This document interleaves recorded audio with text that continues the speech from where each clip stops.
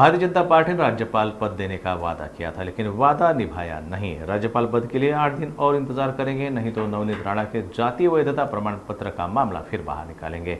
नवनीत राणा के जातीय वैधता प्रमाण पत्र पर सुप्रीम कोर्ट का फैसला गलत है। नवनीत राणा को जारी जातीय वैधता प्रमाण पत्र को रद्द करने के लिए एक बार फिर सुप्रीम कोर्ट में याचिका दायर करेंगे, ऐसा कहते हुए शिवसेना नेता आनंदराव अडसूळ ने चेतावनी दी है। परंतु ह्या सगळ्या गोष्टी अशा घडल्या।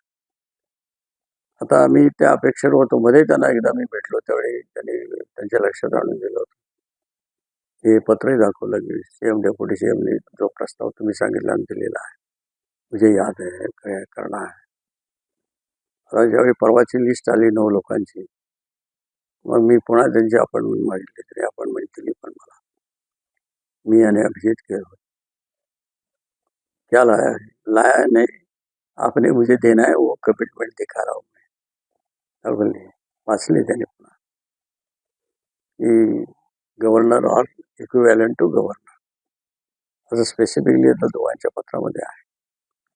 ठीक है, करेंगे ना, अभी कहाँ खत्म हुआ है, और भी है, करेंगे। हे आता गेल्या आठवड्यापर्यंत झालेल्या गोष्टी आहेत। आता थोडा वेट करतो मी।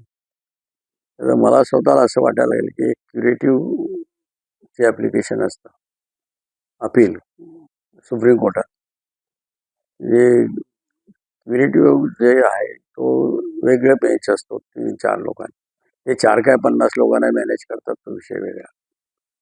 परंतु थोडे तरी प्रेशर यावं। जर चीफ जस्टिसकडे गेलं तर मग त्यांच्यावर खरं प्रेशर येईल, असा एक विचार करतोय। जर नाही झालं तर त्याला पर्याय असणार, आपण आपले अधिकार का घालवायचे, असा एक सध्याची गोष्ट आहे।